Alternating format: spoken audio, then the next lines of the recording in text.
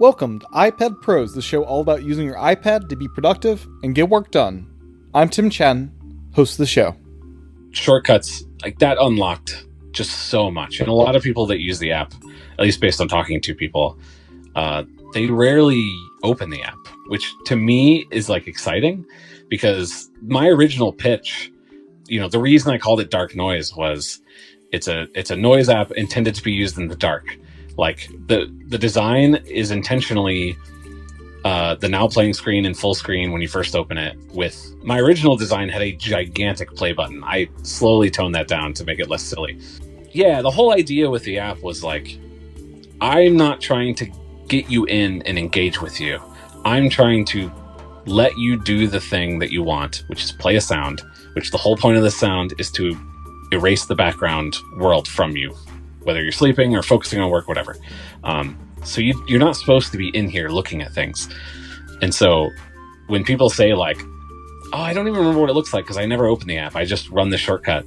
It's like, that's beautiful. Like that's how I imagine it working, across the board. Welcome back to another episode of iPad Pros. I'm very excited to be joined once again by Charlie Chapman, the developer behind Dark Noise and the fantastic Launched interview podcast. In this episode, we dive into all things Dark Noise 3 and touch on some of the stuff that he added with version 2. This is one of my favorite apps for, helping me sleep and just focusing on my work. And it was just really great in-depth chat that included a lot of discussion on Dark Noise and the development process, plus some of our hopes for WWDC, which is rapidly approaching, and a bunch of other just random little topics that I think you'll enjoy. Before we get to my chat with Charlie, I just want to remind everyone they can support this podcast for as little as $1 a month over patreon.com/iPadPros or by subscribing in Apple Podcasts. My great thanks to everyone that has supported the podcast at one of those two places. It's really, really been of a huge help and greatly appreciated. With that, here's my discussion with Charlie. Enjoy. Welcome back to the podcast, Charlie. Thank you. Thank you for having me. Yeah, it's been a bit. You were last on right after WWDC 2020, episode 85, and I believe Dark Noise, your app that we're going to talk about today, just launched for the original release, and we had iPadOS 14 announced, and it was a good old time back then. Yeah, I was going through trying to find that just to like listen, which I'll just say it's weird that like I can have something that's that old involved in like indie iOS stuff. I feel like I'm still kind of the newcomer here. But when I was going back through that, there was actually another time I was on this show. We did a oh yes, what was it, like an audio commentary? Is that what we called it? Yeah, it was like a New Year's Day audio commentary of the original iPad keynote. Yeah, that was presentation, fun. Right? Yeah, yeah, with Matt. Yep. That was a good time. Yeah, I enjoyed that. I kind of want to do more of those keynote commentaries. Those are good times. Yeah. So it's been a bit since we chatted about Dark Noise, and we're going to chat about version 3, which just came out. But before we get to that, I just want to check in current iPad setup. Like, what are you rocking these days, and does the iPad have any kind of role in your day-to-day? So I feel like probably many people in this community, the iPad's in a bit of a like weird adolescent phase where you don't know what to do with it, but you still love it. You know what I mean? Yeah. For me, I will like my gut reaction anytime somebody talks about it is I never use mine anymore. Yeah. Which is literally not true because I use it every week because I use Photoshop for the podcast that I do launched. Every app or every episode has like a custom little icon. It's done in like a kind of a sketch style. Yeah. And I make that on the iPad literally every single week. So I open the iPad every week for that. And then obviously I use it for testing and stuff like that. Yeah. I think the big like feeling I have where it's left my life sort of is the similar to lots of people's story with the iPads is like the M1 Max kind of took over a lot of those roles, the long battery life, the speed. Right. In terms The of Mac processing. took on a bunch of advantages from the iPad as far as the Apple Silicon stuff. But for me, it wasn't any of those things. It was the Mac took over as like the best portable screen I have. Oh, interesting. So because you have an XDR MacBook Pro now. Is it XDR is what they call it? It's whatever it's the mini LED. Yeah. That's what they're calling it at least. Yeah, and so it's that screen is very good. And you're on a 16-inch? Well, so that was the other piece is they allowed me to go back down to my beloved smaller size. Yes, I loved 14. my 15-inch before. Yeah. And 14 is even better. I prefer a smaller device if I can get away with it because I like being able to carry it around and then I can plug it into my big monitor if I'm doing something at my desk.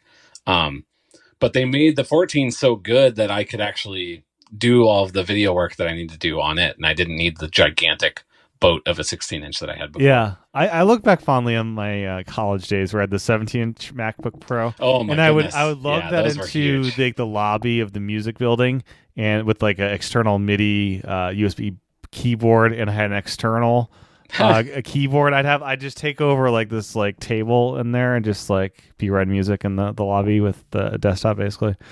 That would take an entire table. Yeah. It was, So I do appreciate a huge computer, but at the same time I appreciate being able to just grab something small. Yeah, exactly. Yeah. And the screen on the latest iPads with the XDR display, it's amazing just watching movies and stuff. Like I understand that allure. Yeah, with I guess the 12.9 inch iPads also have the really nice display, but I am an 11-inch iPad person. Yes. Very much prefer that size. Yeah. Similar to the MacBooks. I want that smaller size, but with the power. Right. And they still haven't brought that to the iPad. No, so it's frustrating. I'm still rocking the same iPad that I was rocking last time we recorded this, which is the 2018. 2018? Yeah, it's a solid iPad. Yeah, I mean, that thing has stayed with me, and it even lets me test Stage Manager now that they brought that back. Yeah.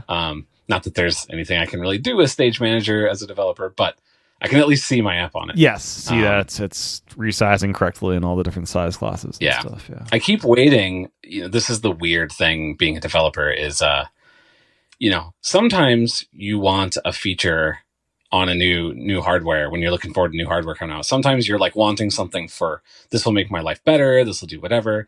But a lot of times you're like, I just want them to add this one thing that makes it to where I, quote, need it to test my apps. Yes. It needs that little thing. The excuse, like the Apple Watch, do I need this one for development purposes? Like, probably not.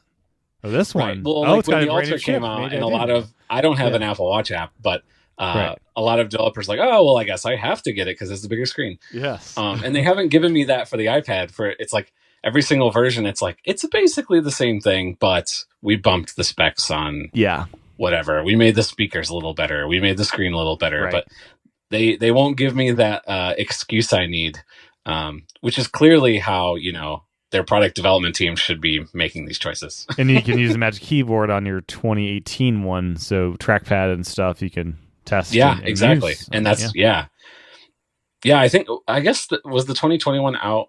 I know they came out. They released the 2020. They released the 2020 iPad Pro in conjunction with the Magic Keyboard. Okay, it was at the same time, but it works with mine, so. Yeah, exactly. But 2018 iPad solid. I'm curious where the iPad line goes in the future. I hear talks of them being even more expensive, which scares me because I think my whole setup's like $2,000 for an iPad with the keyboard and stuff. So we'll see. Yeah, for me, it really is like the pencil experience is the key. That's what I'm using it for. I've even I actually finally really swapped my main case. I was keeping the Magic Keyboard on there for forever. And I finally just switched it back because I'm like, I'm not typing on it almost ever. And when I am, it's not that big of a deal. Drawings, so it's a lot easier to work with if I just use the original, Magic Folio. Yeah, whatever their name, the one that, folds over actually, and I can have it flat on my lap a lot easier. Right. So I kind of gave up on this is sort of like a little tiny laptop for the way that I use it. Okay, yeah. I've always like just embraced, let me use it naked when I want to not use it on the keyboard and just yank it off the magic keyboard thing. Yeah, and that's what I was doing. Part of it, though, is like, especially on my desk, because it has a little camera bump, it like it feels uncomfortable, right? And with the Whereas Foley, you when get that a case, little angle and stuff too. It's just nice. Yeah, exactly. Yeah. Yeah. So WWDC is coming up pretty soon here. That it is. Any personal hopes for what they do here? The same hope I've had for how many years have I had an Apple Watch? Third-party watch faces. That's all I want. Yeah. The rumor is this year that there's major changes coming to WatchOS. The biggest since release, which that's a bold statement. I don't know what that means. I don't either. But if they walk on stage and they say, welcome to WWDC, we can't wait to show you all the amazing things we've done. And they say two things. They just open up a phone, Tim Cook holds it up to the screen and he long presses on an icon on the home screen and everything starts wiggling. And he grabs one and he just pulls it down to the bottom of the home screen and lets go. And it stays there. If he does that, I'll lose my mind. Yeah. And then if he pulls a watch out and he goes, look at this, _ David Smith watch face that you can now buy from the store for $80 or something. Right. Both of those things, I'll lose my mind. And then they can walk off stage, no headset, no anything else. Right. No, that's what I very publicly wish for every year. Yeah. And then don't really actually have hopes. But this year there's a slight hope with this whole WatchOS redesign. Yeah. That's supposedly happening. I wonder if they'll call it WatchOS X. Yeah. It's version 10, right? Exactly. Yeah. Yeah, that's the big thing. I think, let's see. I like to make a little note of my wish list things, and then I always post them the morning of. Yeah, play bingo with yourself. Yeah, as I go. Yeah, exactly. So I don't have a super fully fleshed out thing, and most of these are just based on rumors that have flown around. Yeah. But I think the big thing at least for my app for Dark Noise is expansion of widgets. Would be really nice. Yeah, we hear interactive could be a thing, which could be that'd be nice to be able to hit like a sound and not have to open the app to. Right. That's the big thing. Like, I think interactive, there's kind of like this long variation of, or gradient of what that can mean. There can be like, can I have a calculator, tip calculator in a widget, right? P-Calc. But then there's also, can I do what Shortcuts itself does currently? Which isn't really, it's interactive, but it's not really interactive any differently than what the current widgets are. Yeah. The only difference is it doesn't open the app. Yeah. And that to me is what would be killer. If I could essentially do the exact same thing where you tap it and it lets me run a little bit of code in the background and maybe it uses that same, I think it's like a Siri based intent interface thing where it pops down from the bottom, kind of like Shortcuts does. Yeah. But even without that, mine is essentially a soundboard, right? For kicking off sounds. Yeah. Same with the Apple Music app. I would love to have that as a widget as well. And that's their own app. So yeah, that to me is what I really want. I personally think it would be cool to have fully interactive widgets where they can update things. But I understand there's battery concerns there. And, as an Android user, if in the past I know how widgets can run wild on you, so I appreciate the restraint there. Yeah. With giving us developers a little too much power.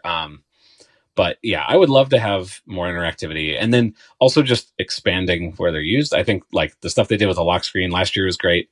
There's some rumors that they're gonna redesign the control center and put widgets with in there. The lock screens. Yeah, they already gave us the little tiny lock screen widgets. Letting us put those in the control center would also be really great. Essentially, it's just where are more areas where my app or apps that I like can infect the rest of the OS. Right, that'd be very cool. And widgets are a great way of doing that. Yeah, I was just thinking back to the watch. If this is the year we finally get watch independence, the biggest release ever is you don't need an iPhone anymore. Independence meaning no more it iPhone doesn't need required it even to set it up. Yeah, Is that like, I hear people say that as a thing, Yeah. but how much do people want that? Because mostly it'd just be for kids, but they have a system for that. We right? could sell it to Android people too, I guess, too, is the other thing. True, but how many Android people are going to want that? Yeah, Like, I don't know. the biggest selling point for the watch to most people is, well, health stuff, but then very close second is the notifications. Right. Absolutely. Yeah, I don't know. And it is becoming more independent. Like you can use it more away from the phone, and it still does stuff these days, which is good. As far as the watch, is there any API that they could add that would inspire you to create dark noise for the watch, or is it not even that? Is it is dark noise not in the watch out of you just don't think it's worth it at this point as far as like the use case? I mean, I get requests for it, so it's definitely on my list. I'm also a nerd who likes the idea of having an excuse to buy a new Apple Watch every year. And like just the idea of building on it. I like Swift UI. So, the actual SDK for building, apps on there seems like it's actually pretty good now. Yeah. The part that scares me off is, it sounds like watch connectivity is to the phone is still kind of a nightmare to work with. You'd almost want to make it like standalone, like Audible finally yanked the chain, and the Audible app doesn't sync audiobooks from the phone anymore. It just downloads them independently over Wi-Fi, as long as you disconnect your phone from your watch. See, that's the thing, right? That's the thing, yeah. Marco Arment constantly giving the horror stories of getting audio files sent to the watch. Yeah, I'm constantly, whenever I try to, so I'll use Outcast for podcasts on the watch because it's the best standalone Apple Watch podcast app I found. And you can tell Siri to open Bluetooth settings on the watch. So I can yank off Bluetooth on the watch, and that forces it on Wi-Fi. And when it's on Wi-Fi, the Siri still works. So I can then say to Siri, open Bluetooth settings, and it'll pop them back in, turn it back on. I'm constantly forcing myself to be cellular Wi-Fi to do stuff on the watch. They should fix part that. Of it. Yeah. The other part of it is right now, all of the sounds in dark noise are baked into the app itself. Yeah, that's what you'd probably want to do, right? Where you download the watch app and just built into that app, but would that be a huge Apple Watch app? I don't know. That's the thing. I don't know. I haven't done the research on this, but I don't know what kind of size requirements there are. And the thing I'm working towards, kind of slower than I'd like to, is building out a whole back end. This is part of Dark Noise 3's changing business models to support this, but building out a back end where I can expand the library quite a bit more. Yeah. And then you can download, sounds independently, right, which would then allow me to deal with those, the issue of the file size on the Apple Watch, but then introduces all the joy that all the other audio apps have on the Apple Watch, which is figuring out how to get them downloaded. Obviously they exist, and there's people that use them. So it's something I would like to do, but I'm kind of like, if I'm going to have to solve a bunch of pain points, I might as well wait until I've built out this new back end and then solve all the pain points for that, as opposed to figuring it out in one paradigm and then trying to move it over with everything else. Right. I imagine the thing that would not work on watchOS at this point is the mixing technology from the iOS app. I'm not sure. I'm not even sure how does that even work on iOS? The mixing thing that it's a live mix. So I'm playing all of them, over each other, which is nice because it means that it's slightly different no matter what. Like I randomize where, all the sounds themselves are loops, and so the example I gave whenever I introduced mixing was you can make a mix that's just like 10 different of the keyboard sounds, and it'll sound like 10 different, keyboard things going. They're not all like synced up, if that makes sense. So I'll start the loop. I didn't even think about that. So if I have I could have 5 airplane interiors going at once. Exactly. Right. Yeah. And the advantage to that, and every once in a while somebody will hear the loop, they'll hear a sound that once they identify it, then it really bothers them that it's not usually the start. It's just a sound inside of it that, they notice. Right. And so I'll be like, well, try making a mix that's just multiple of them combined, because then the loop will technically still exist, but now you'll have this sort of weird variation going on together, and it masks it a little bit sometimes. Yeah. And I guess I was actually I forgot what's the other thing that enables you to like listen to Overcast while using Dark Noise? I think it's in the experimental feature. Yeah, so that was in Dark Noise 1. That was a feature that came out between getting accepted by Apple. Yeah. And then I had like a week before I actually released it. And somebody asked for that, and it turned out it was really easy for me to figure out. Wow. And I got that in before the original 1.0 release, and I get so many like comments on it that I'm really grateful for that person that asked for it. Yeah. So when you're like, audio on iOS is kind of an all-encompassing thing, right? Yeah, like, you like take over audio often. Yeah, but that's only kind of true.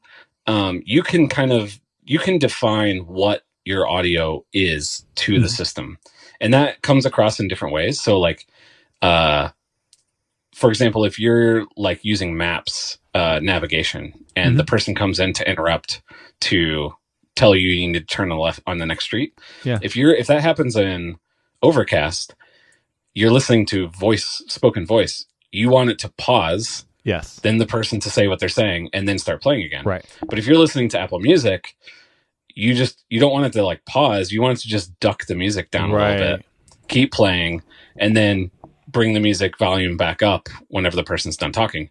So there's actually multiple categories you can set when you're telling the system what kind of audio you are. And one of those is called Mix with Others. I don't know why they gave us this ability. Because and why isn't it more widespread as well, is the thing? Yeah, well, it does introduce a lot of weird things, which is why it's still inside. So I have a section in the app called Dark Labs, which at the top is like, these are experimental and they may go away and they may cause issues. It's not really something that'll go away. Like, people love it. Right. But I want people to know that there's going to be issues. So the biggest one with having mix on is it isn't the main audio playing, which means it doesn't get the now playing widget on your lock screen.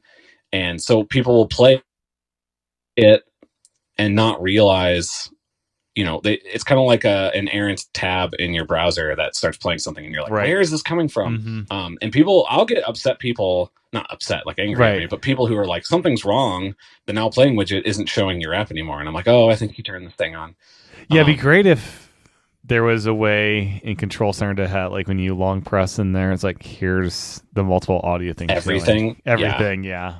Yeah, it seems like they should at least be able to tell you audio is playing, because it knows that. Right.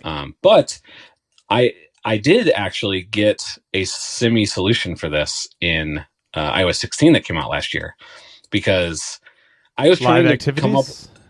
Yes, exactly. Live activities and the dynamic island. There's a built-in, now playing widget in there already, which is something that iOS has had for forever, basically, and that's essentially a live activity. So it didn't really make sense for me to integrate it. But then I remembered that I have this weird problem with mix audio. So I just rebuilt the now playing widget so that if you have mix audio enabled, it will create a live activity. And it's not as good as the default one, because like if you hit pause, it'll open the app and then pause it. But I actually use that mix with audio all the time with Overcast in particular. So when you have that enabled, it'll have the two-way dynamic island with like Overcast and Dark Noise. Yep, you'll see two essentially live or now playing widgets sitting there. Gotcha. Yeah, and it's for me it's really nice, because I have a Kia, and it has CarPlay, but it has CarPlay that, like, I bought the car used and it didn't have CarPlay, and then I found out that you could download the firmware from Kia to an SD card and flash it on. That's wild. I was expecting you to say you're going to throw it in like a DIN unit, No. It turned out, and I didn't know this when I bought it, but it turned out it actually could get CarPlay. But I don't know if this is related to that fact, but there's a weird, like, every once in a while with Audible, and sometimes it even happens with Overcast, but it's usually Audible. I'll get where if there's a pause in the like voice speaking, then like the first couple audio frames of their voice will get cut off whenever they talk the second time. So like the first word they say, if they say first, I'll just hear erst, and it drives me completely insane. I can imagine. Because, because I'm one of the weirdos that listens at fast speed, and so you'll sit there and like, what was that word? And you'll realize you're not listening to the rest of the words. Yeah. But I realized the hack is I can run dark noise with mix audio enabled with like Spaceship or brown noise or something that's really, really low frequency, and turn it all the way down. And I don't actually hear that, especially when I'm driving, but it's enough audio to stop this weird bug from happening. So I frequently will actually get in the car and play dark noise along with whatever it is I'm listening to. And so it's really handy having both playing widgets sitting there. I wonder if they'll ever add live activities to CarPlay in some way. I'm not sure if that'd be safe or not. That's a really interesting point. Yeah. I feel like that would be like a safety thing, looking at like baseball scores. I mean, no, I don't think so. Cause I think it would be similar to the dashboard stuff that they have now. If they are expanding that dashboard, having like, I guess the trick is they wouldn't want you to be able to put anything distracting there. Right. And right now it's pretty tightly controlled. Yeah. But you could imagine they might have a CarPlay entitlement for certain live activities. Exactly. Yeah. Which you already have to like go through quite the process to be a CarPlay. Yeah, I've thought about like CarPlay for dark noise. Is that honestly? Yeah. When my kids were younger, we would play. Well, at the time we were on Android, so we were using some, janky free ad supported app that we had at the time. But like we would play, a heartbeat on loop or whatever we could do to get the kids to fall asleep. Right. I could see it like car. Having some kind of not relaxing to fall asleep, but kind of like, zen out a little bit, Right. Well, for the kid to fall asleep. Oh yeah, for the kid. 100%. Yes. Yeah, exactly. Yeah. But I've heard horror stories that once you have that entitlement, it's like your app updates are slower from then on out. Everything is, exactly. So that's kind of scared me off, considering I don't think it'd be super high value. Right. Yeah. So we've kind of talked a bit about dark noise, but we haven't really said what dark noise is. What's your kind of elevator pitch for dark noise for those that don't know what this app is? I don't have a great elevator pitch. I usually just say it's a white noise machine for your phone, but hopefully a really nice white noise machine for your phone that very specifically does all the things that you'd want the like classic indie app with all the OS integrations to have. So there's a lot of really good there's a lot of really bad white noise apps on the App Store. Right. There's also a lot of really good, meditation apps or ambient noise apps. But most of them are kind of experiences. Right. And they're really focused on, that kind of thing. My app's goal, it's like, I know it's like incredibly cliche, but it's like, what if Apple were to design a white noise app? I don't think that's really a true pitch because I try to go way deeper than Apple would go. Yes. But in that vein, what I really mean is like when iOS 16 comes out, I found a way to do live activities somehow. Yeah. Right. When iOS 14 came out, I had widgets. I think I was like one of the first people with widgets in test flight. Just full stop because they like paused them for some reason and mine snuck through somehow. Yeah. I try to be like the best platform citizen of any of these, white noise apps that you can imagine. Yeah. And let Apple's updates that they do every year be the sort of thing that springboards the power that my app can have, which is why it also has super deep shortcuts integrations, which I know people really like. And I try to really focus on how to make the sort of power user experience better for people, which then multiplies the features that I actually have. Yeah. With shortcuts and like the using your app alongside other audio apps, do you have people like launching dark noise alongside a certain music playlist? Is that like a common thing? I need to add, this is actually on my like short list of things to get soon, is to add a couple more shortcuts for setting that like mix setting. Yeah. But certainly that is a thing that people do. That's a thing that I do whenever Right. I get in my car. Yeah. Mine is Oh pretty yeah, much, that would be like your, your CarPlay. that would be like your CarPlay. And that shortcut is pretty selfish because my settings are always changing because I'm developing it. Right. But a lot of the time, whenever I use it, I want it to be mixing with with my Overcast audio. Yeah. Because of that bug thing that I was talking about. As a developer, you have to run either the beta or the alpha or the production. You can't have multiple instances of the same app installed, or can you? You can. So like I could create a separate app. Yeah. That's really just the beta version. And then that's what I'm, pushing personal test flight stuff up to. But then like users test flight stuff needs to be separate. Yeah. Or it needs to be the same app so that if they're switching between the two, their iCloud stuff App is all Store synced and all that. Yeah.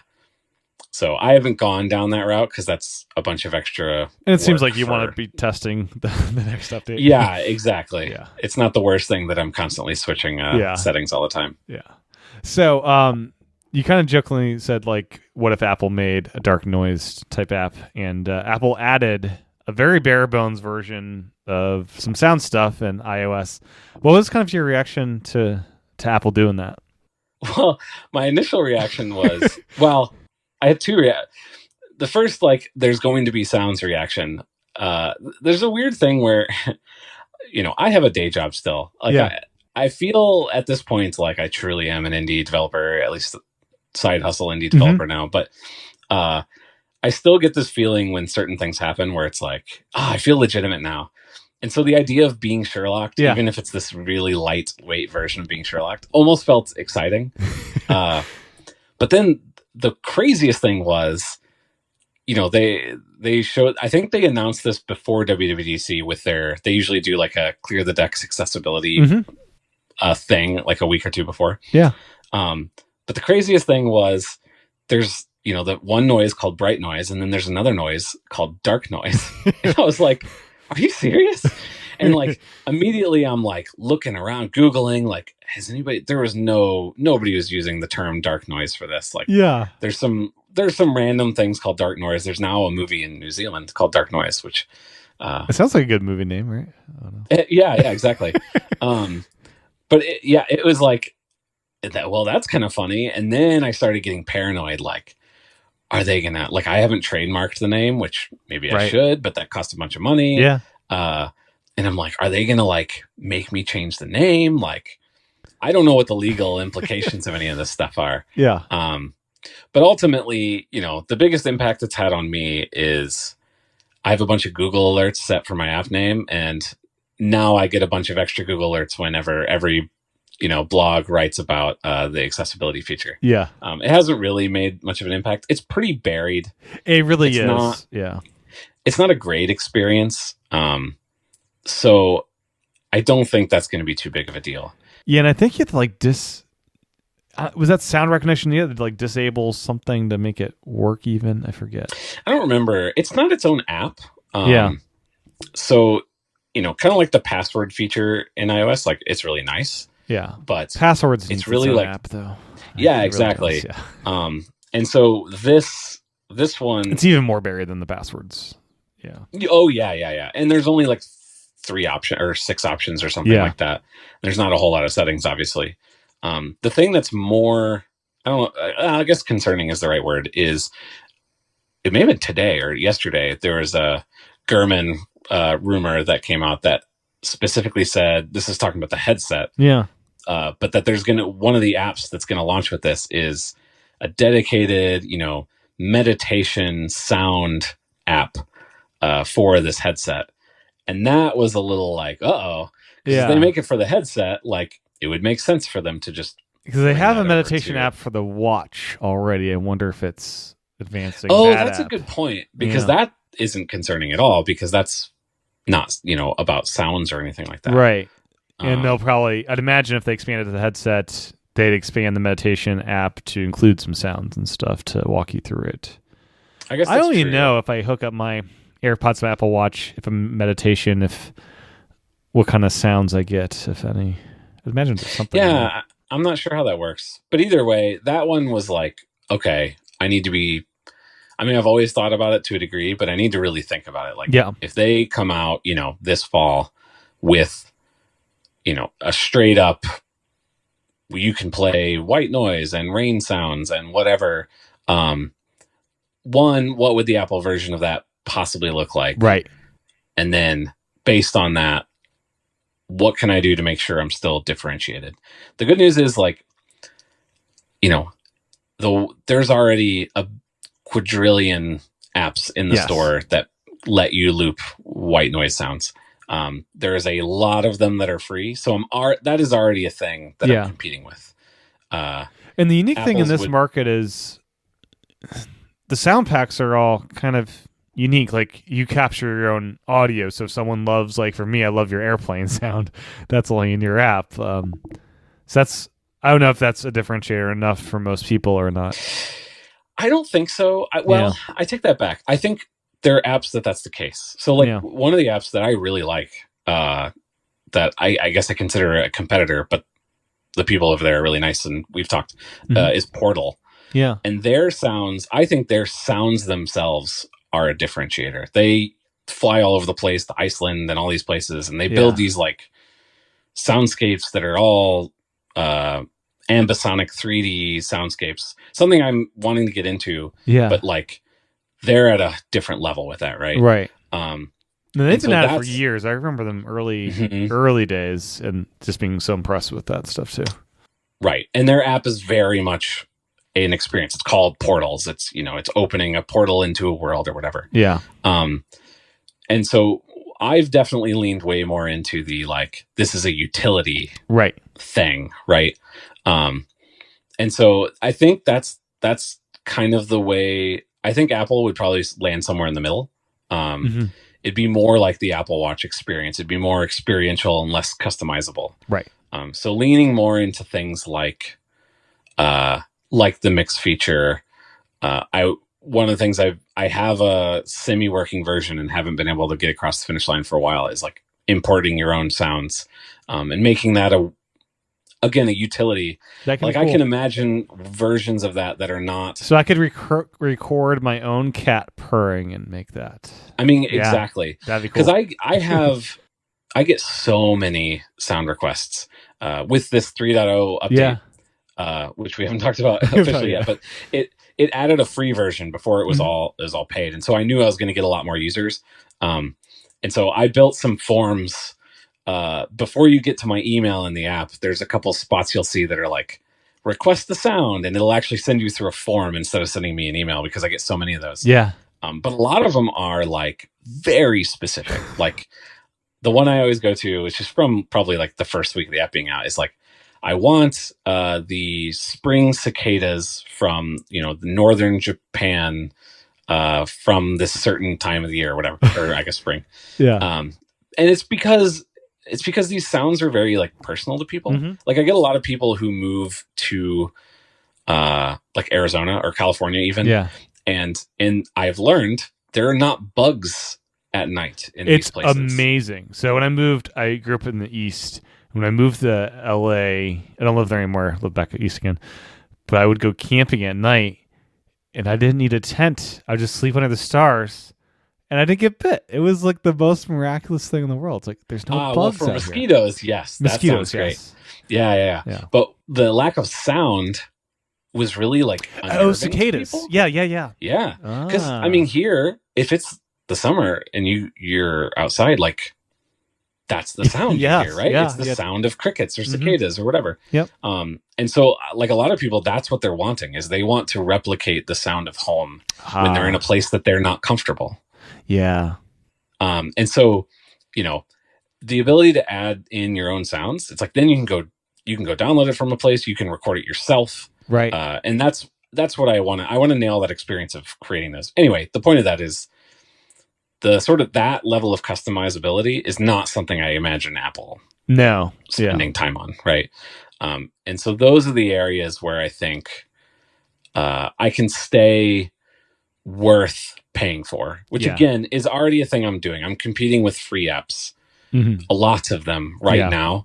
And so this would just be another free app that won't be riddled with ads. It'll be nicely designed, but it's not going to go as deep as what I can do because Apple's not they're targeting, the broadest audience possible. So that's what I would need to do in that situation, I think. And I think I'm set up to handle that. Yeah. So how do you go about deciding to do a new sound? Like, say you get 1,000 responses for Japan in fall. Do you say, okay, I need to make a business trip and go to Japan? Yeah. Well, so to be clear, like, I record a lot of sounds, but I also do licensed sounds. Okay. Yep. Like that type of thing. Yeah. Same. Like, honestly, I don't know if any of the rain sounds are mine because I have never successfully recorded like a clean rain sound for some reason. Yeah. I mean, it seems like a hard one to get. Yeah. I bought before, like, leading up to this release, knowing it wouldn't be until after, but I actually bought some new audio equipment for recording more sounds, and specifically ambisonic sounds, so I can try and get some of these 3D things for this potential headset that might be coming. I might need to compete in that space more. But you would have a way of doing spatial audio within Dark Noise if you had the right mic setup. I've been way down in the weeds many times on multi-channel audio and how the spatial audio renderer works, and I still don't understand.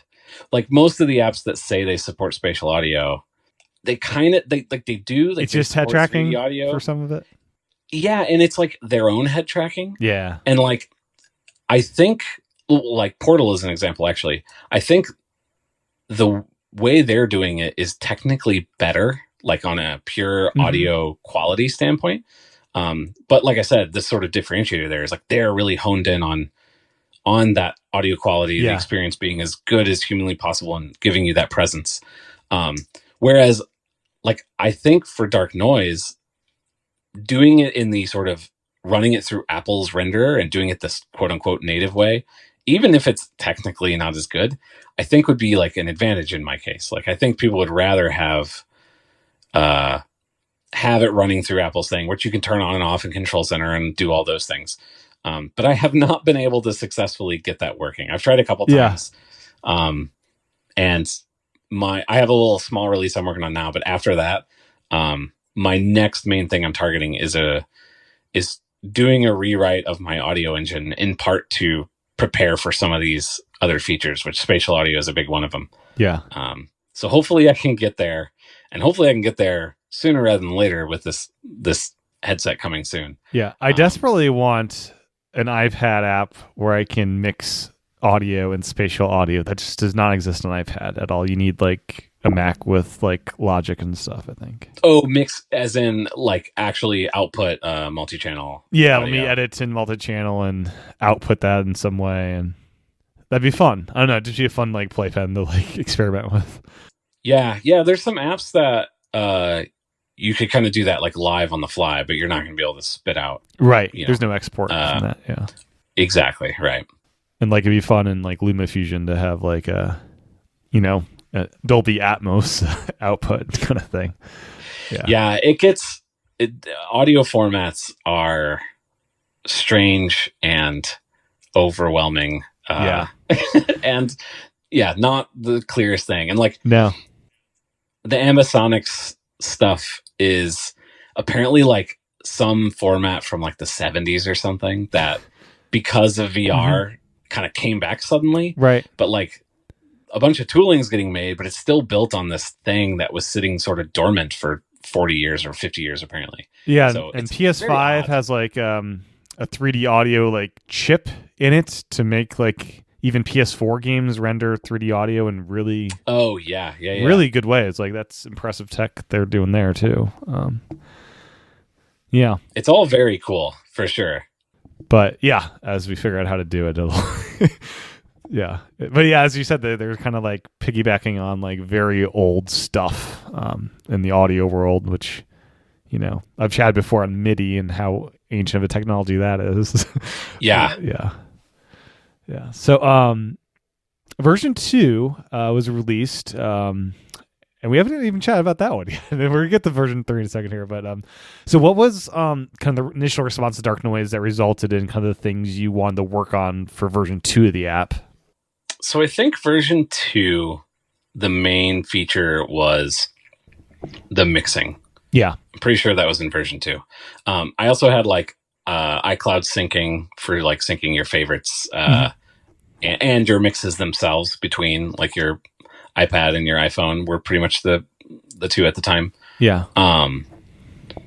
And yeah, the mixing thing, getting the interface right, obviously took a little while. That could be confusing. Yeah. Like, let me. Yeah. And trying to keep it feeling pretty native. Like there's a lot of, there's a lot of other apps that do mixing too. And there's a lot of like very interesting and kind of wacky interfaces for doing that are fun. Yeah. But trying to do it in a way where it feels just like an iOS app, but it still works and is intuitive. That took a little while to nail down.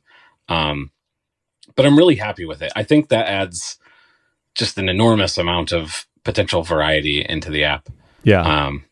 That I didn't have any analytics for the longest time, but leading up to this 3.0 launch, I added them. And excuse me, I can now see that like the most popular sound in the app is a mix of some kind. So it's actually more like it's more popular than brown noise, which is the next. Do you don't know which mixes are actually happening, just that it's a mix? No, yeah. Okay. It's one of those weird things where I'm trying to keep the analytics as like privacy focused as possible. And so the actual mixes, I could add more like which sounds are more popular than others within mixes. Right. But at least at this point, I was more just curious, like how many people are really using these, or is it just so brown noise is kind of the default most people go to? Yeah, it's a little interesting now because I have the free tier, which does not include brown noise. It has white noise, and so that moved. I think rain is the most popular overall. How's my beloved Airplane doing? That's a good question. Airplane's my favorite actually as well. That's the one I listen to whenever I do at night. My wife, the reason I made the app in the first place is my wife, and that's a waterfall that she uses. So that's actually what I listen to the most, probably. Yeah, because it's from her phone. But if she's not there or I'm listening to something on my own, it's usually Airplane. And that was a recording I made on a plane to Seattle, right before the year before the pandemic. And so it's kind of like, it's like special, this is what I'm talking about with the adding your own sounds in. There's something really special about when there's a connection there to an experience yourself. Yeah.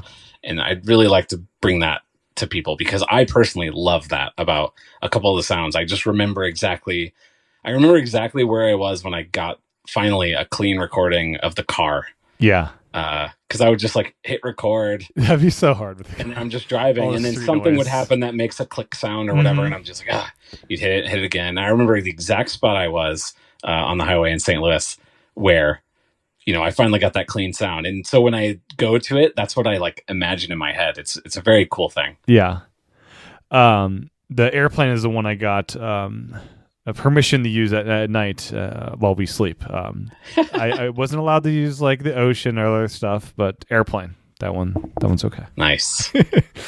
I was just thinking for version 3, as you expand to more sounds and stuff, it'd be kind of a funny project to like test drive a bunch of cars and have like a car section. And here's like the Porsche, here's the Ford. Hey, there we truck. Go. I need it for my job. Yeah, I gotta you record a bunch of different models of cars this year. I really I cannot wait to get this backend system where I can just start unloading, adding more sounds, because I've had to be so slow and selective because I don't want the app size to balloon, and I know there's kind of a hard limit, and so I don't want to add something unless I'm sure it's going to be pretty popular. And once they can be downloaded after the fact, I can really let go and start getting more wild niche, ideas out there. That has me wondering how, like Gran Turismo 7 on PS5, I'm sure all those cars, they recorded like audio from those cars, all like 400 plus cars. Oh yeah, that's gotta be. Yeah, I just think about that. All those are probably. I don't know if there's a way to do it, because that's just on the PS, like the PlayStation. Yeah, but it'd be really fascinating to see the percentage of those games that are audio files. Right. I'm sure. I know a lot of games. Large. Yeah. Yeah, a significant, if not majority, of a lot of games, file sizes are audio files because they're gonna be using uncompressed probably. Exactly. Yep. I remember getting an update in one of the very brief, periods of time where I had like PC games on my boot camped, Windows, and I got an update for like, it was like Just Cause 3 or something. Mm-hmm. And it was like 7 gigs. And I was like, whoa, I was like, what is going to be in here? And I like looked it up, and it was just adding localization for Japan.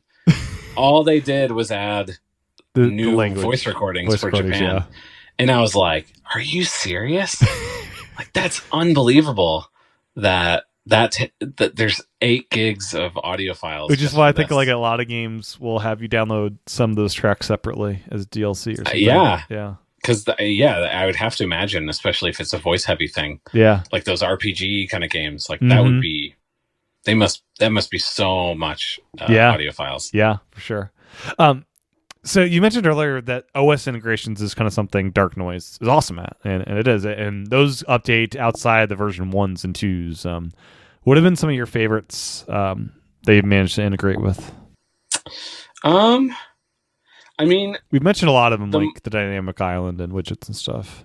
Yeah, like honestly, weirdly, one of my favorites is the live activities and dynamic island. Even though it's a little niche, I think it's like a little bit less than a quarter of people have mix turned on most of the time. Mm-hmm.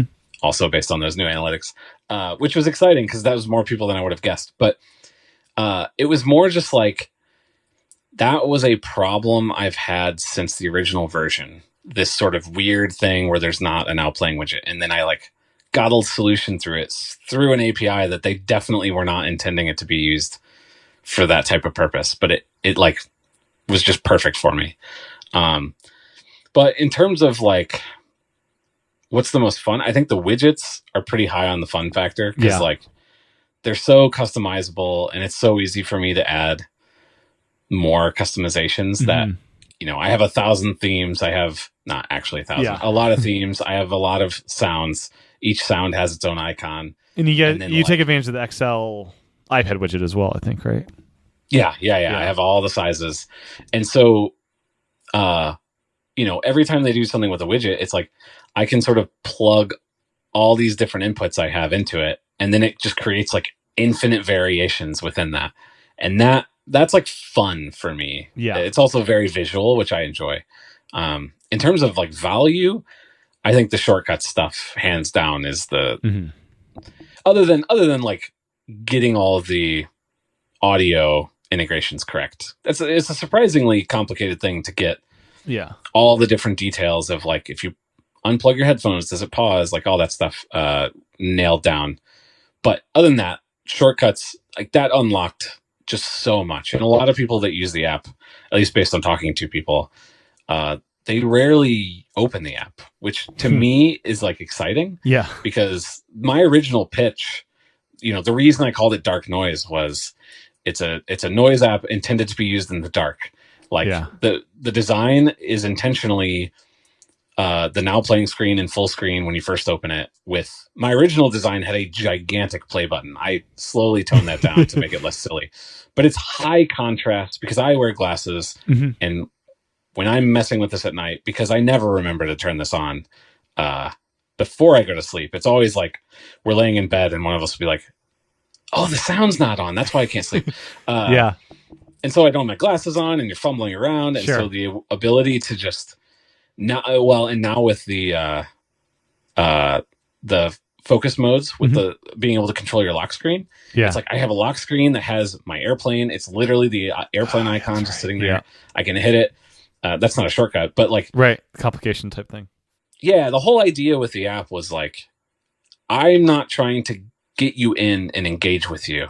I'm trying to let you do the thing that you want, which is play a sound, which the whole point of the sound is to erase the background world from you. Yeah. Whether you're sleeping or focusing on work, whatever. So you're not supposed to be in here looking at things. And so when people say like, oh, I don't even remember what it looks like because I never open the app, I just run the shortcut. It's like, that's beautiful. Like that's how I imagine it working, across the board.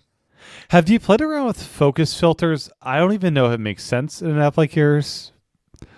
Yeah, that's one of those things that, like, during the WWDC sessions, I was like, okay, I can see where I can plug this in. Like, I can have a focus filter that sets a theme for the app. Yeah. Maybe it changes your favorites or something like that.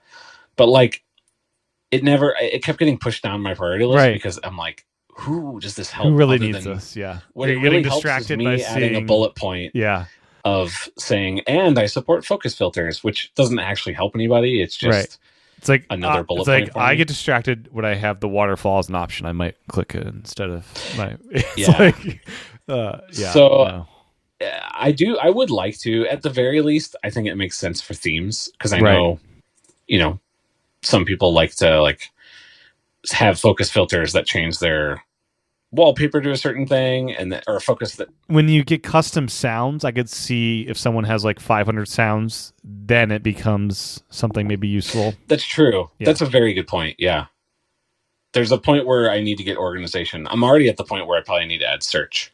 And so, yeah, once that stuff starts getting more, that's a very good point. I can imagine that. Yeah.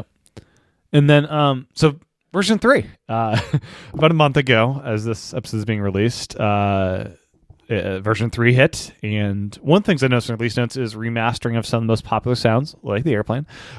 What was this process like of remastering kind of some of your original sounds?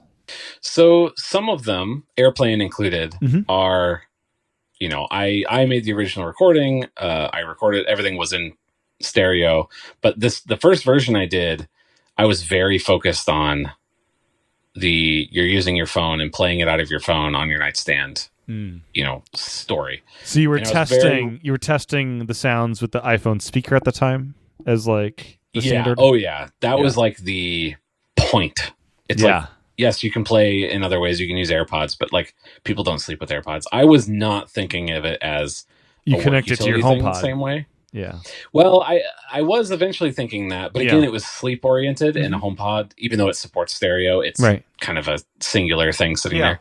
And I was very concerned about app size. Partially because I wanted to make the library bigger, and partially because, the good developer-y thing, especially at the time, people used to talk a lot about app size, and I was like, oh man, mine's going to be like gigantic. And also I think I underestimated how much thinning Apple does after you've submitted it to the store. Oh, because when you download it, they customize it for the device, right? So my local builds were like way bigger. And once it got through, I'm like, oh, this is like way smaller than I was expecting it to be, which wasn't as big of a deal. But one of the things that came out of that was I made a lot of hard decisions of like, how much do I compress this, and which sounds need stereo and which ones don't. So a lot of them were mono. Did it also influence the length of a loop? Yeah, 100%. Okay. Yeah. So like the like noise sounds, like white noise, pink noise, brown noise, those can be pretty short because there's not a whole lot of variation. Whereas like the city streets or the coffee shop or something, those have to be quite a bit longer because you don't want to hear where very recognizable sounds. Yeah, exactly. And there's a lot of variation in between. But yeah, I was always trying to keep them as small as I could, short as I could, as well as compressed as I could get away with, and mono unless I felt like it needed that. And I definitely went overboard on the mono side, especially. And that was especially apparent once I realized like lots of people are using these with AirPods, and there it's like super obvious because that separation is obviously very strong. So I was kind of putting off doing this, sort of changing all of this until I got this back end stuff built out. But with this 3.0 launch, and specifically the fact that I'm like, this is the switch to subscriptions, I need to like sort of signal and make that commitment that like, yes, I'm going to update these. Because day one of DarkNoise 1.0, the first negative feedback I ever got was all about the sound quality. It was those are the most devastating negative feedback to get, where you're like, I agree with you, and it was a choice. Like it's not like, oh, I can go fix that now. It's like, well, yeah, I know. And like the trade-off is this other thing that I know you don't care about, but I care about and lots of other people care about. And so but and at that time the file size over cellular, what is that at now? Is that 200 megabytes? Yeah, it's bigger. It used to be 100 or 150, and now it's 200. And is that probably a goal too, to stay under whatever limit that is? That was 100% like, I'm not going to cross that line. But also it was just, I didn't want it to be this giant thing that if you're, like Facebook's almost, it feels like Facebook's like a gigabyte to download these days. Like, what are they doing in this website seriously. app? No kidding. So I think the issue isn't as big, and it's not as scary because I know, with the switch to subscriptions, I have that income where I know I can do the backend thing now. So now that's like a realistic roadmap feature. So I can start remastering these sounds now, and my app size is going to start ballooning, but I know I have a fix for that in the wings. It's just getting there. But now I'm in that, I'm on that track now to get there. So that's why I did it now. Gotcha. And so the ones that I did were more or less now that I have analytics, I looked at which ones are the most popular. And that's what I was sort of prioritizing it by. So it was like rain, thunderstorm, airplane, and what was the other one I did? Beach. Yeah. Those are all very popular. And so some of them, like airplane and beach, those are the same sounds as before, but remixed and like adding stereo back in and bumping up or lowering the compression I was doing. Rain and I think thunderstorm, maybe thunderstorm's original too. I don't remember, but those, like the original recordings I had, were not very good quality. So those I actually went out and licensed new sounds that sounded as close as I could get them to the original. But have that nice stereo separation. And those two, I very quickly got feedback from people that are like, the new ones sound good, but I really like the old one. And I was like, I knew that was going to happen. So there's an update coming out fairly soon. It should be hopefully in the next week, actually, that will bring those back as like classic sounds. Like Apple has the classic ringtones in there. So. Yeah, exactly. So I can give those options back, which I totally get. I should have done that originally. I knew it too, because people get hooked on that to this one thing sound every night. Exactly. Any change is genuinely disruptive, because the whole point of this is familiarity. So I have to be careful with that. But I think that like the airplane one, it's literally the same. It's pretty drony sound. It's just in stereo, so you really should only notice the difference if you're wearing AirPods. And hopefully the difference is just that it feels more like you're present than it being kind of singular sound. When you expand out the library and you're like downloading stuff on demand, have you considered adding a toggle to do mono downloads versus stereo downloads? Yeah, I think I would do that, because I think like if I start adding stereo or spatial audio sounds, Dolby Atmos mix sound or whatever, those are going to be gigantic. And so in that case, I'll need that sort of interface. And I think I would also want, an interface for like, do you want the smaller, easier, lighter weight one, or do you want the stereo, or do you want the other one? And everything would probably just default to stereo unless you specified one or the other. There's a lot of stuff to figure out with the downloading. So with version 3, subscription is kind of the new business model. What was the process like developing what the subscription would kind of look like, and what was it like kind of developing the idea of let's do subscription? I do a podcast where I interview other app developers, and it's a pretty recurring theme. Like, I made an app, it did well. then the app stopped becoming much of a thing, and either it died and I started this new thing, or I switched the business model and now I have recurring revenue and it can actually keep moving forward. Like that's kind of the predictable story there. Yeah. And so definitely following along with that. It's frustrating. I'm included in this group that's very frustrated that like I wish Apple would just give us the ability to do upgrades. That'd be great. Like I remember upgrades. the Mac I did that back a while ago, and it was nice. Every couple of years you could pay, $20 to get the new version or whatever it is. Exactly. But that's not a thing that exists. No. And from a pure, put on my money bags hat perspective, I'm sure I will make more money by it being subscription versus the other way, but I would personally feel better about it being the other way. But again, that's not an option I really have. So, that's the reason for doing it. The other reason is, like I said, I wanted to start expanding into things that would be a little riskier. Right now, the apps look so safe because it's all on device. There's no backend component.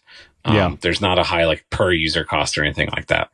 And so I wanted to add a catalog, a backend system, a library that I can keep growing. And this will help fund me growing the sounds themselves, as well as obviously the hosting costs and everything that goes with that. Yeah. And great thing you did for those that purchased the app already from version 1 or 2 is you unlock all current Dark Noise Pro features when you update. So that's a very nice thing to do. And get kind of like, how do you I guess the challenge not the challenge, but the your task now is to work on the subscription to add new things past this. So we have all the stuff we already paid for. Now your task is let me develop things to inspire me to become a subscriber, right? Yeah, it's interesting. It's like, so I worded that very carefully. Yeah. To give the impression of what you just said, which is like, you're not losing anything. And there may be a time in the future where you don't get a feature that subscribers get. Right. Like I wanted that to be as clear as possible up front, because I knew there's a possibility that might happen. Yeah. I don't necessarily plan on that happening. Okay. Yeah. I'm hoping that, I'm tracking this. Like right now, the majority of my pro users are like legacy. I call them dark originals, but people who bought the app before, they're not giving me any more money ever again, no matter how many updates I do. Right. And I'm hoping that mix shrinks. I'm continuing to, every day I'm getting new subscribers.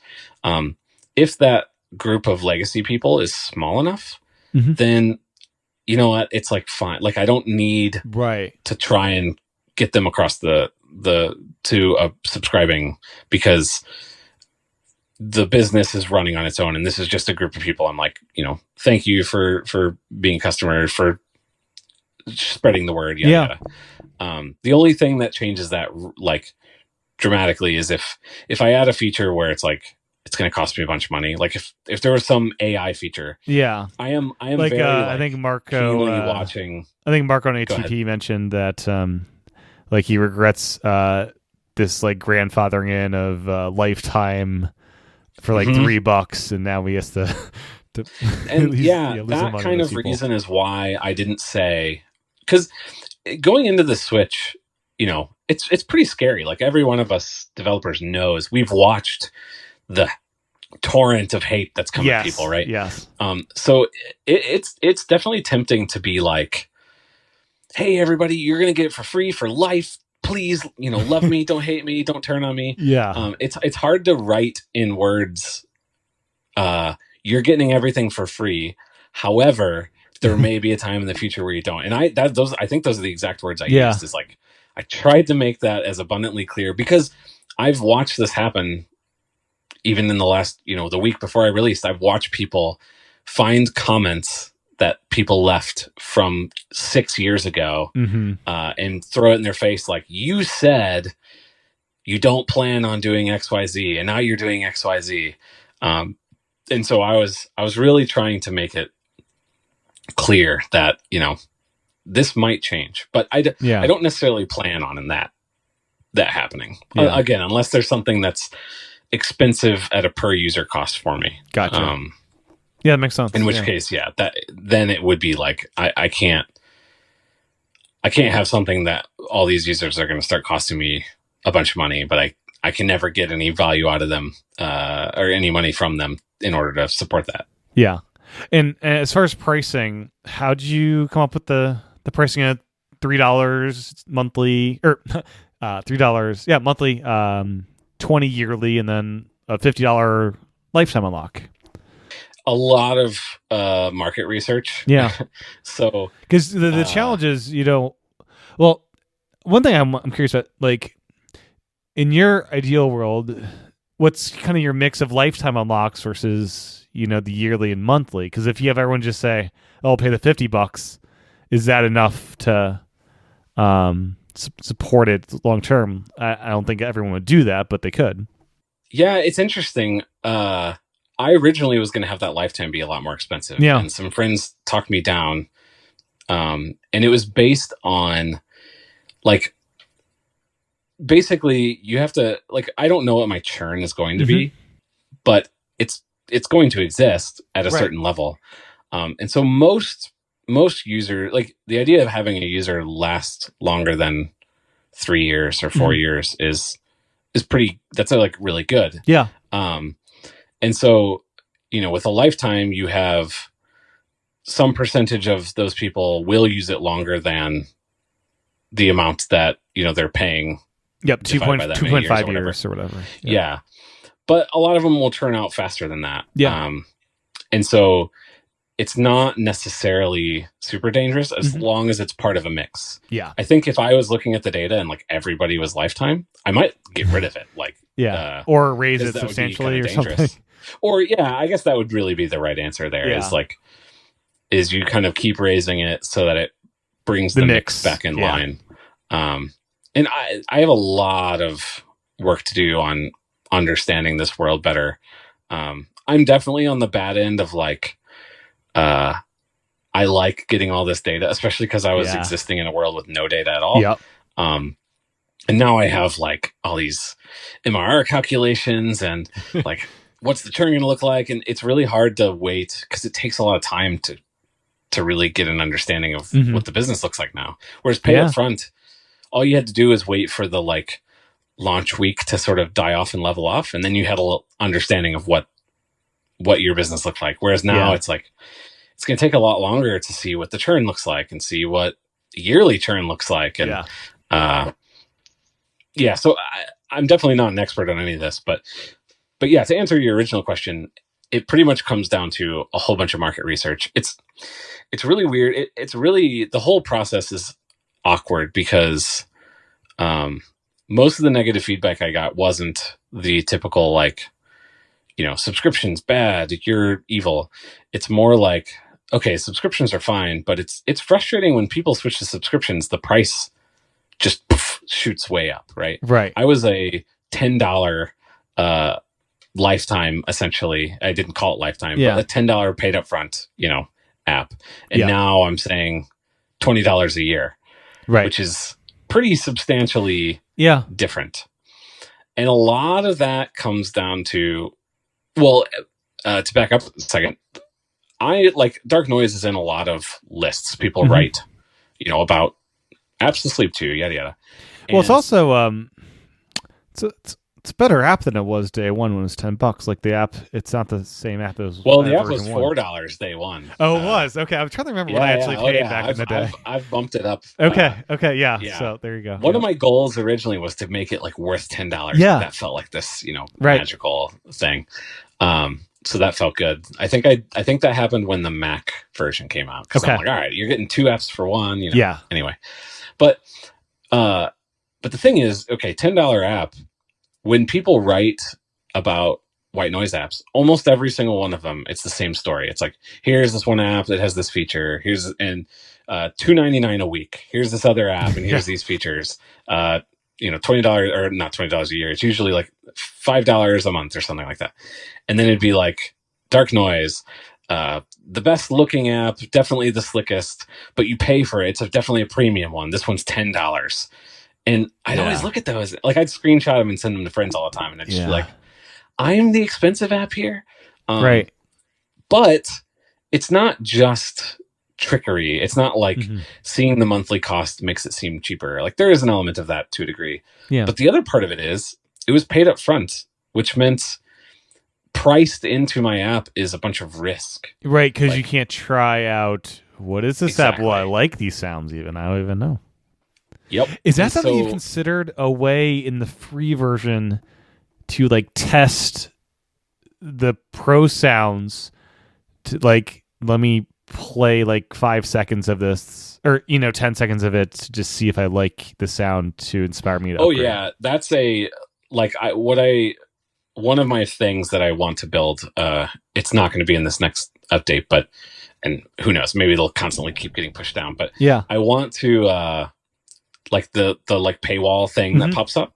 I want that to have a version that will be essentially a preview of whatever sound that you tapped on, if that's what triggered it.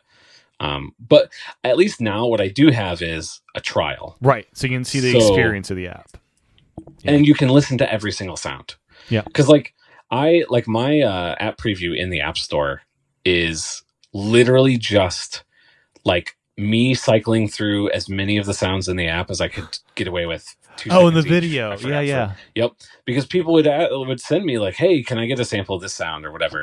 And so now I can be like, hey, you can hear all of the sounds by listening to the video. But now it's like, hey, there's a trial. Like, try the trial, immediately go cancel it, and then you'll have 3 days right now to, you can just go through every single sound and you can say, do these sounds, are they good for me or are they not? Because like I said, it's a very personal thing. When I switched to iOS, the reason that a white noise app was on my list of weird app ideas, because I'm a weirdo who has lists like this, was because I spent, I don't know how long downloading, I don't know how many apps. And all I was looking for was one sound. Yeah. It wasn't like I was comparing the variety of this one versus the variety of that. It's like, no. Which one has essentially the closest sound to the thing that I had on the cheap app that I had on Android? That was what I was really looking for. And so I totally get that, like, people want to hear it. So I have the trial now, but I would like to get a like proper, preview kind of concept in there. Right. Yeah, that makes sense. Yeah. So there's the free version of the app, and then within that, as you sign up for a subscription, you have is the trial length different if you subscribe for like the yearly or monthly? Is it the same? It's only attached to the yearly. So like right now, it seems like this is the general way people design these paywalls. But right now it's like when that paywall pops up, however you got to it, it's showing you basically the annual as an option. And so on the annual one, if you hit continue or get or whatever the button says right now, it'll include a 3-day trial if you've never done one before. And then there's also a like all plans, and that's where you can see, if you want lifetime or monthly or whatever. Cool. Yeah. Anything we didn't cover about Dark Noise or version 3 that you want to touch on? I don't think so. I mentioned there's a Mac app that's also been very popular. Like, again, is that M1 exclusive or does that work on Intel? Everything. Yeah. It's Catalyst is what drives it. Yeah. Another one where it's like, I didn't fully anticipate when I was originally building it how much people use this for work. Yeah. And especially when the pandemic happened and everybody's like working at home in silence or worse, with kids like I was. The ability to create an environment that you want to create from an audio perspective became a bigger and bigger deal for people. So I got a lot of requests for the Mac, and I was pretty excited to get that one out the door. Is the menu bar a big part of that app? I wish it was. That's Catalyst is probably not the best with playing around with that stuff. No. Yeah. I've gotten a couple hacky versions that can kind of work, but I've never in a shippable state. Yeah. Getting the menu bar in the right spot is frustrating. I did make it, kind of leaning into like what makes the platform good. Yeah. I think so actually this maybe dovetails into some iPad specific stuff.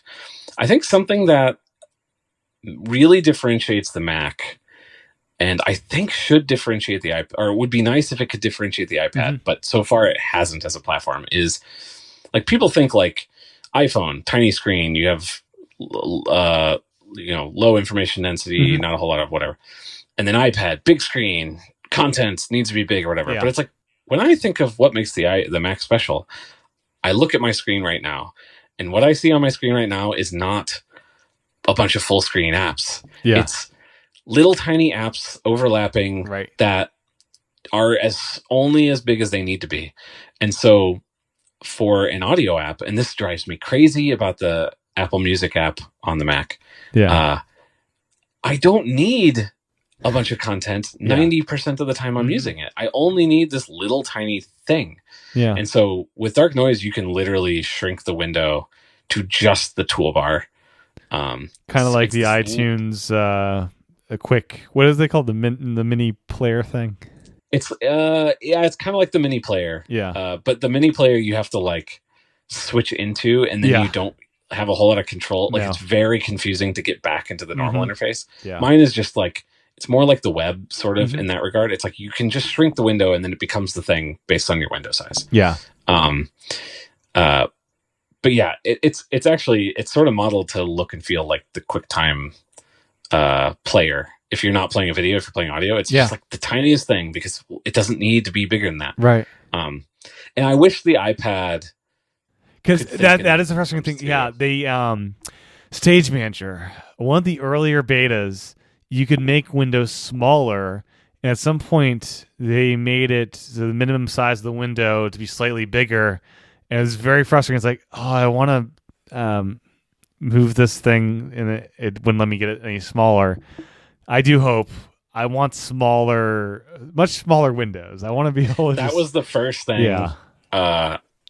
Literally, that was the first question I had when they announced it, and I happened to know someone who, because I was in Apple Park at the time, which was incredible, and they had a device that had it already because they had permissions to, and they already had Dark Noise installed and like showed me how it worked, and a lot of my excitement was kind of deflated in that moment for that exact reason, because I had already done the Mac version, and I was like, I thought I could just bring the ideas I did in the Mac to the iPad. Like I can have this little tiny player that just sits in the corner.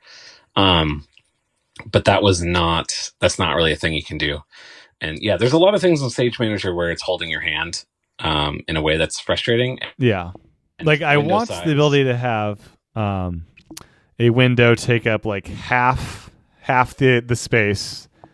Where I want like you can have the skinny iPhone apps that take up the full height and whatever, and you can shrink it down to like 2/3 of the height of the iPad screen. I want half the height of the iPad screen, so I have two apps that take up the space of like one iPhone app, and then I can have my big iPad app next to it, kind of thing. And you just can't do that. It's right. Yeah, and it even doesn't let you like do like you can't do like in between sizes. Like it's like.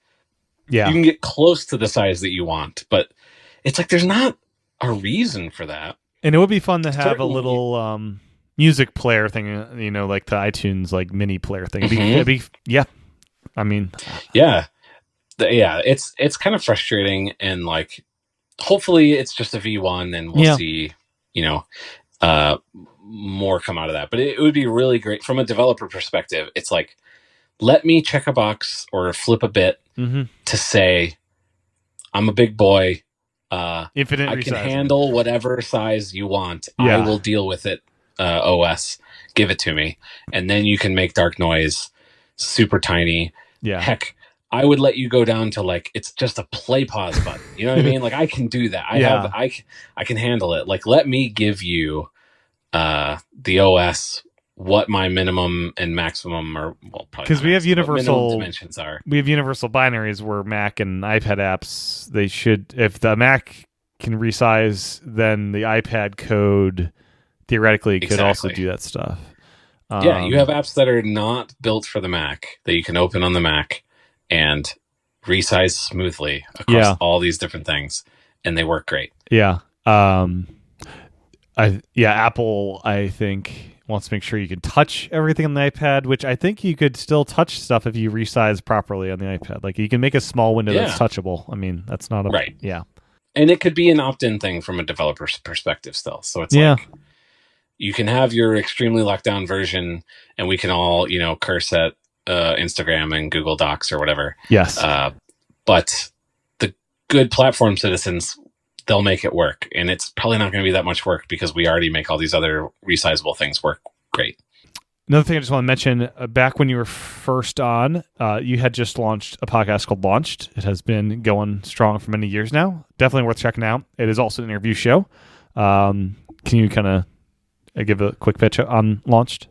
Yeah. Also, another one that's weird to hear. It's been going for years now. Like it doesn't feel like it's been going that long, but it has. Yeah. So it's an interview show, as the name states. It's about launching apps. Mm-hmm. That's kind of what it's about. That's like half of what it's about now. I would say now it's me interviewing people who have launched the thing. Mm-hmm. Most of them are app developers. But it's people who've launched something, and it's like talking about their kind of career and how they got to that point, which in a lot of cases I think is the most interesting part of the show. And then from that point, how did they actually launch the thing that they launched? And then, what have they done since then, basically? Yeah. So again, a lot of apps, it's like, how did you get to this point? And then let's talk about the app. Why did you make it? I mean, similar to probably what we're doing right here. Yeah.